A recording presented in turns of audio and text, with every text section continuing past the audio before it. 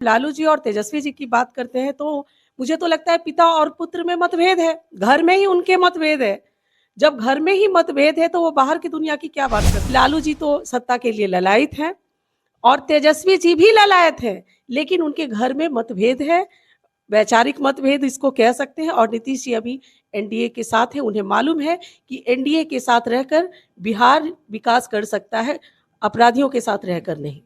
नमस्कार, मैं हूं सिद्धि सिंह और आप देख रहे हैं आगाज एक्सप्रेस। चाचा नीतीश के लिए एक तरफ भतीजे तेजस्वी ने दरवाजा बंद कर दिया, तो वहीं मित्र लालू प्रसाद यादव ने राजनीतिक दरवाजे अभी भी खुले रखे। इस मुद्दे पर हम बातचीत करेंगे। हमारे साथ है बीजेपी प्रवक्ता अनामिका पासवान। बताएंगे आपकी राजनीतिक दृष्टि से नीतीश कुमार का दरवाजा किस तरफ झुकेगा, किस तरफ खुला जी रहेगा? देखिए, नीतीश जी बिहार के जननायक हैं और विकास पुरुष हैं। नीतीश जी ने जनता की सभी जन सुविधाओं को समझते हुए आज तक काम किया है और उन्हें मालूम है कि उन्हें क्या करना है। सबसे बड़ी बात है कि अगर आप लालू जी और तेजस्वी जी की बात करते हैं तो मुझे तो लगता है पिता और पुत्र में मतभेद है, घर में ही उनके मतभेद है। जब घर में ही मतभेद है तो वो बाहर की दुनिया की क्या बात करते हैं। उनके पिता कहते हैं कि नीतीश जी के लिए दरवाजे खुले हैं और तेजस्वी जी कह रहे हैं कि मैं अडिग हूँ, नीतीश जी के लिए दरवाजे बंद हैं। आप ये समझने का प्रयास कीजिए कि मुझे लगता है कि लालू जी तो सत्ता के लिए ललायत हैं और तेजस्वी जी भी ललायत हैं, लेकिन उनके घर में मतभेद है, वैचारिक मतभेद इसको कह सकते हैं। और नीतीश जी अभी एनडीए के साथ हैं, उन्हें मालूम है कि एनडीए के साथ रहकर बिहार विकास कर सकता है, अपराधियों के साथ रहकर नहीं। मतभेद की बात करें तो क्या नीतीश कुमार और एनडीए के बीच में सब कुछ सही है? यदि सही है तो दिल्ली जाकर के ना मोदी मिले ना जेपी नड्डा, इस पर आप क्या बोलेंगे?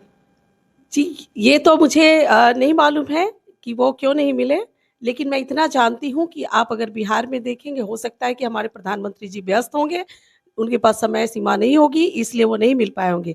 लेकिन आप अगर बिहार में देखेंगे, तो बिहार में हमारे 2 डिप्टी सीएम हैं भारतीय जनता पार्टी के और नीतीश जी बहुत ही अच्छे और बेहतर तरीके से काम कर रहे हैं और हम लोगों में कोई मतभेद नहीं है। दिल्ली में विधानसभा चुनाव होने जा रहा है। यदि जेडीयू को मनमानित सीट नहीं मिलती है तो क्या बिहार विधानसभा चुनाव नीतीश कुमार एनडीए के साथ ही रहेगी? देखिए, अभी तक तो नीतीश जी साथ हैं और बाद में भी हमें विश्वास है कि साथ रहेंगे और जहाँ तक सीटों की बँटवारे की बात है, तो वो हमारे शीर्ष नेतागण ही तय करते हैं। तो लगता है कि इस बार दिल्ली विधानसभा चुनाव में 3 से ज्यादा सीटें जेडीयू को मिलने की उम्मीद बता सकते हैं?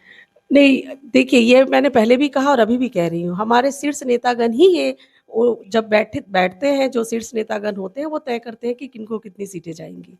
नीतीश कुमार की ट्रैक रिकॉर्ड की बात करें तो विधानसभा के बाद ही दल बदलते हैं, तो लगता है कि 25 के बाद नीतीश कुमार इधर उधर से उधर जाने की तरफ सोचेंगे आरजेडी की मुझे तरफ। तो नहीं लगता है क्योंकि हमारे नीतीश जी बहुत ही सुलझे हुए इंसान हैं और उन्हें पता है कि किसके साथ रहकर बिहार विकास कर सकता है और उन्हें यह भी मालूम है कि एनडीए में किस बेहतर तरीके से काम होता है और जब वो महागठबंधन में चाहते हैं तो किस तरह से लालू जी और तेजस्वी जी और उनके जो आपराधिक तत्व के लोग होते हैं वो किस तरह से दबाव बनाते हैं और बिहार में उदंडता का प्रयोग भी करते हैं।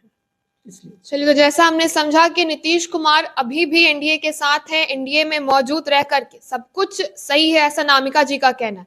अब ये देखना दिलचस्प होगा कि दिल्ली विधानसभा चुनाव में जेडीयू पर क्या असर होता है, कितने सीटें मिलती है। साथ ही ये देखना हो जाएगा कि दिलचस्प कि नीतीश कुमार 2025 बिहार के चुनावी मैदान में किस तरफ आगे बढ़ते हैं।